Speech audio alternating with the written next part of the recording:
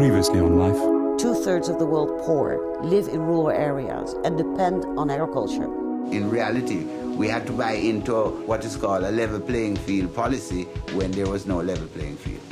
I think everyone believes that a free market is probably in everyone's best interest. What you cannot have is subsidies and tariffs on one side and freedom on the other, because it just doesn't work.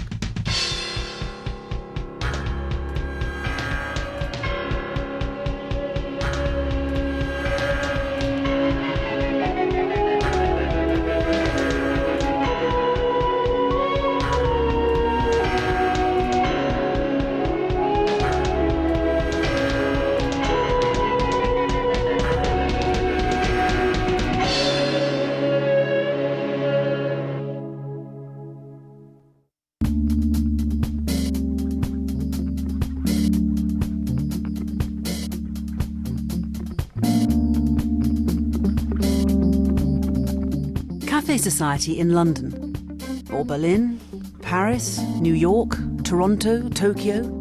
The spread of the big coffee chains has become one of globalization's most powerful icons, luring customers with an exotic range of cappuccinos, espressos, mochas, and blends of coffee from far-flung climes. Coffee is one of the most traded commodities in the world, a major cash crop for many poor developing countries trying to trade their way out of poverty. Coffee promises to increase developing countries' share of income from agriculture on world markets, in line with Millennium Development Goal No. 8's commitment to a global partnership for development. But the international coffee industry is in crisis, and many coffee-producing countries are facing disaster. This LIFE programme explores the reasons why and some of the possible solutions.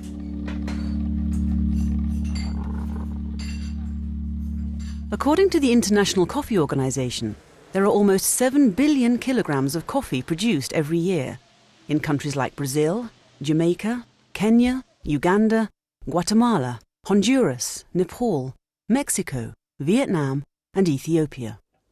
Coffee is considered to be the second largest traded commodity in the world after oil. Indeed, we estimate that more than $85 billion are involved in the annual trade of coffee. But the price coffee drinkers pay for their cappuccinos and lattes bears little relation to the prices paid to the farmers who actually grow the beans. Over the last 6 years, coffee-producing countries have seen their earnings from the coffee market fall by a fifth, from $7.5 to around $6 billion. Today's coffee farmers, there are an estimated 25 million of them, receive less than 1% of the price of a cup of coffee sold in a coffee bar.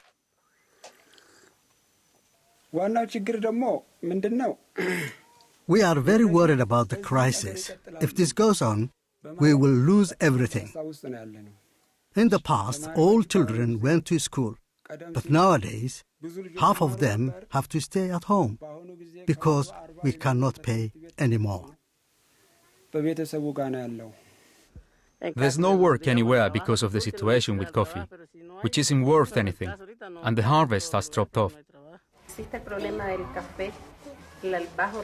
This coffee problem has been a big problem for both me and my children. It's caused us a great deal of instability. The crisis has already halved the number of people working full-time in coffee farming in Central America. In the current buyer's market, the price coffee farmers in many countries are getting for their coffee doesn't cover their production costs. Coffee farmers who grow the coffee, who pick it and sell it on, gain just 4 cents out of every dollar of coffee that is sold on the supermarket shelves. Meanwhile, the supermarkets and the 4 giant roasters of coffee gain the great lion's share of the dollar price that's sold on those supermarket shelves. At the heart of the crisis in the coffee industry today is overproduction. From 1975 until 1989, coffee prices remained relatively stable. So did the supply and demand for coffee beans, monitored by the International Coffee Agreement, which helped guarantee coffee farmers their livelihood. But in 1989, the International Coffee Agreement broke down, ending the 27-year deal between coffee-producing countries which had regulated the supply and quality of coffee beans coming onto the world market. Since then, it's been a free-for-all, with new, lower-cost producers entering the market, leading to overproduction, a wider variety of poorer quality coffees competing for sales, a 50% reduction in the international price for coffee, and, on top of all this, an apparent downturn in the amount of coffee being drunk in the US and parts of Europe. There have been winners as well as losers. Vietnam, for example, seized the opportunities opened up by deregulation to become a major player in the global coffee market.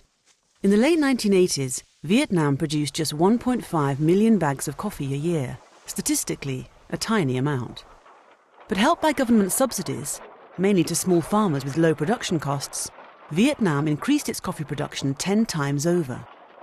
It now produces, in an overproduced market, up to 15 million bags per annum. In 10 years, it's become the second biggest coffee-producing country in the world. But has this rapid expansion affected the quality of the product?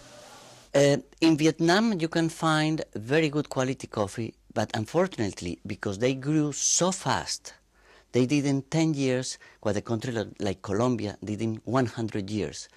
So they are very good at developing their agriculture, but when the processing of coffee takes place, there are many mistakes, many difficulties.